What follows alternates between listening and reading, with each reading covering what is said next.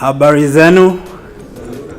I'm sure by now Brian knows a bit of Swahili. I'm really pleased that we're having this launch this morning. And I just want to recognize first and foremost our colleagues and friends and partners from the Global Partnership on Sustainable Development Data.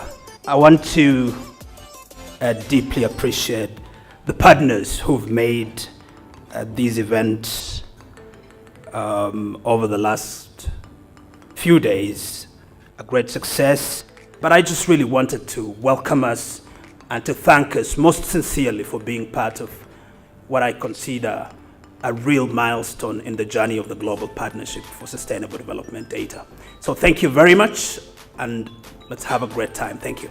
The Africa Regional Data Cube provides us with an opportunity that I think is unprecedented in terms of how much data is going to be available for us to get our jobs done.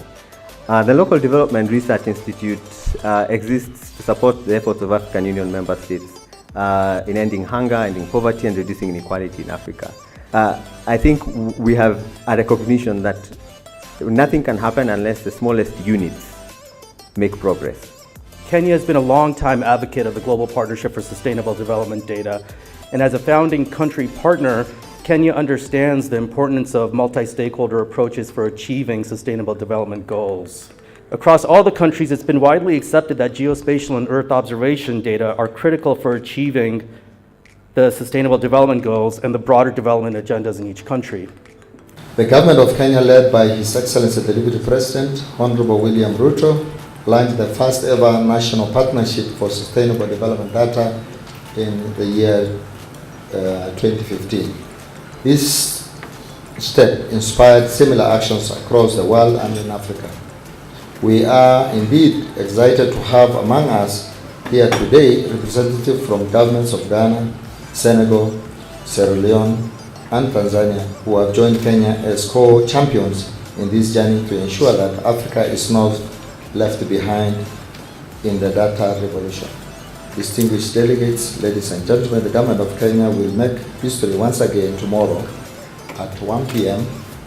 by deploying its first locally made satellite into space from Tsukuba Space Center in Japan. The nano satellite was developed by students and researchers of the University of Nairobi in partnership with Japanese Space Agency. My name is Philip Thigo. I'm Senior Advisor on Data and Innovation at the Office of the Deputy President in Kenya. Today we launched the Africa Regional Data Cube that will provide access to free satellite data and imagery to about 5 African countries. The idea of the Data Cube is basically to enable free and open use of data in a collaborative environment between private sector, civil society, government, academia, and innovators to sort of try to help African and African countries deal with everyday data challenges, especially that can be helped and supported by Earth observation data.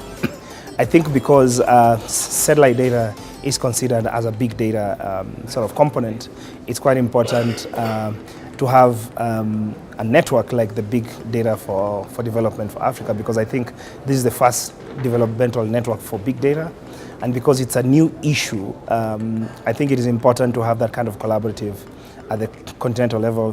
One is because I think there's a lot of grappling with the concepts of big data, especially with governments, and at the tail end of it, innovators, but also I think our research institutions are also trying to understand these new concepts. So when you have a multi-stakeholder ecosystem that enables the sharing of that conversation, the building of capacity across borders, it simply just helps. And I think in countries like Kenya, where we really are looking at leveraging on big data for one of our big 4 priorities that the President has set aside, which is health, education, health, agriculture, affordable housing and manufacturing, then I think it's equally important to sort of leverage on networks like this.